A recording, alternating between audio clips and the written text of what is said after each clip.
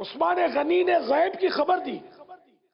امیر المومنین حضرت سیدنا عثمان غنی ذو النورین جامع القرآن رضی اللہ تعالیٰ عنہ ایک مرتبہ مدینہ منورہ زادہ اللہ شرف و تعظیمہ کے قبرستان جنت البقیع کے اس حصے میں تشریف لے گئے جو حشے کوکب کہلاتا تھا. آپ رضی اللہ تعالیٰ عنہ نے وہاں ایک جگہ پر کھڑے ہو کر فرمایا ان قریب یہاں ایک شخص دفن کیا جائے گا. چنانچہ اس کے تھوڑے ہی عرصے بعد آپ رضی اللہ تعالیٰ عنہ کی شہادت ہو گئی اور باغیوں نے جنازہ مبارکہ کے ساتھ اس قدر ادھم بازی کی کہ نہ روضہ منورہ کے قریب دفن کیا جا سکا نہ جنت البقیع کے اس حصے میں مدفون کیے جا سکے جو صحابہ کبار یعنی بڑے بڑے صحابہ کرام علیہم رضوان کا قبرستان تھا، بلکہ سب سے دور الگ تلگ حشے کوکب میں سپرد خاک کیے گئے جہاں کوئی سوچ بھی نہیں سکتا تھا کیونکہ اس وقت وہاں کوئی قبر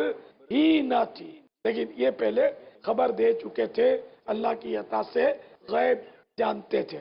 18 ذو الحجۃ الحرام 35 سن ہجری کو اللہ غنی عز و جل کے پیارے نبی مکی مدنی صلی اللہ تعالی علیہ وآلہ وسلم کے جلیل القدر صحابی عثمان غنی رضی اللہ تعالیٰ نہایت ہی مظلومیت کے ساتھ شہید کیے گئے.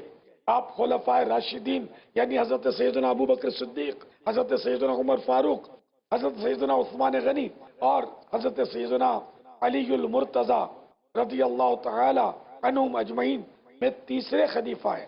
آپ رضی اللہ تعالیٰ عنہ کی کنیت ابو عمرو اور لقب جامع القرآن ہے. نیز ایک لقب ذو النورین یعنی 2 نور والے بھی ہے کیونکہ اللہ پاک کے حبیب صلی اللہ تعالی علیہ وآلہ وسلم نے اپنی 2 شہزادیاں یکے بعد دیگر ایک کے بعد ایک حضرت سیدنا عثمان غنی رضی اللہ تعالیٰ عنہ کے نکاح میں دی تھیں. آپ رضی اللہ تعالیٰ عنہ نے آغاز اسلام ہی میں قبول اسلام کر لیا تھا. آپ رضی اللہ تعالیٰ عنہ کو صاحب الہجرتین یعنی 2 ہجرتوں والے کہا جاتا ہے کیونکہ آپ رضی اللہ تعالیٰ عنہ نے پہلے حبشہ اور پھر مدینہ المنورہ کی طرف ہجرت فرمائی. اللہ رب العزت کی ان پر رحمت ہو اور ان کے صدقے ہماری بے حساب مغفرت ہو. صلو علی الحبیب صلی اللہ تعالی علی محمد. مدنی چینل دیکھتے رہیے.